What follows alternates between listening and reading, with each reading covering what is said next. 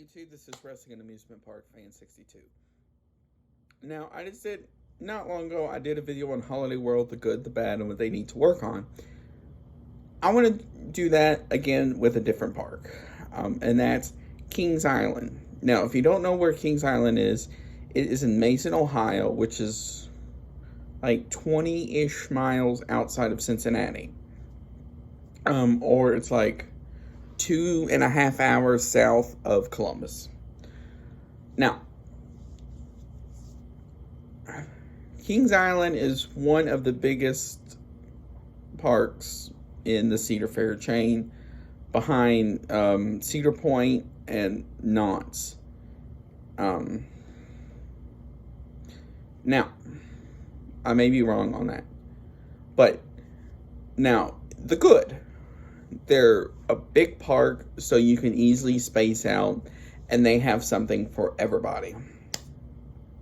So if you're not a ride person, they got shows for you to do.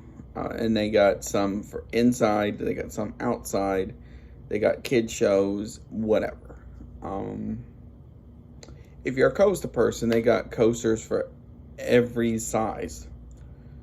So if you're the type that loves like the big thrill type, they got stuff like Orion for this year, Mystic Timbers, Diamondback, and all them. If you have small children, they got the Peanuts area. Now, the other good thing is they don't have a lot of advertisements. Now, they got advertisements for things, but it's not that big compared to like Six Flags. They usually have advertisements for stuff coming up, stuff, like Coca-Cola or something like that, but it's nothing really that big.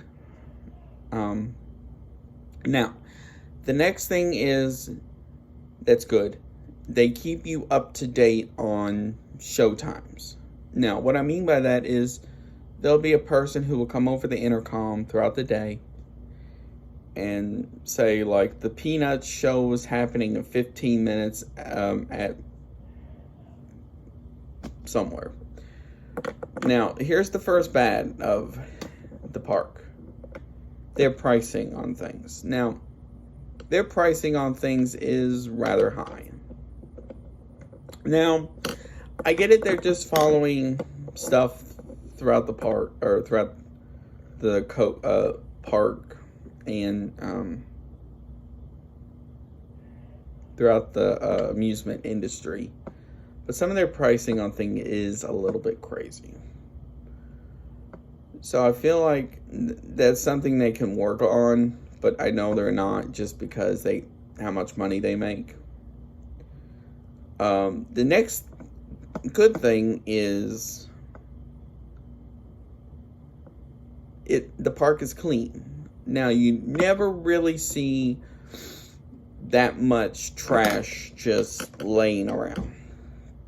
So, for example, they got La Rosa pizza in there. And you can I think you can buy them in like a big pie as well. So it's not like you'll see a big La Rosa pizza box laying around. Now, the next thing I like is, if you buy the souvenir cup for the first day, you get free drinks all day. Which is good, because it beats paying $5 every time.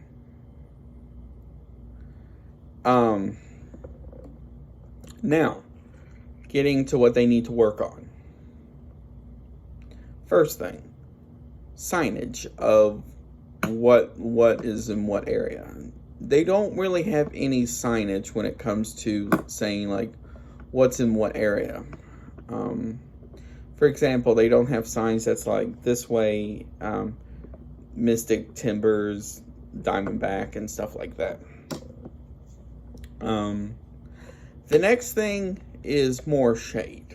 Now, they do have areas where you can sit under some chairs and umbrellas and stuff like that. But when it's hot and crowded, that's hard to do.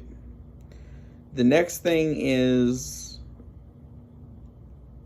showing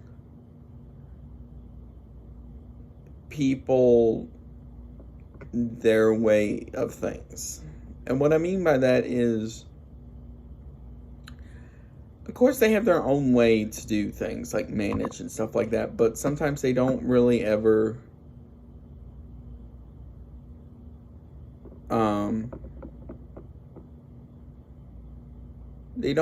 really enforce it that much. But overall, I do enjoy Kings Island. And I do recommend you going there if you've never been. And if you want to make a 2-day trip, you can also do both Kings Island and Cedar Point, because they're only 4 hours from each other. So you can do Kings Island and go up and then do Cedar Point the next day.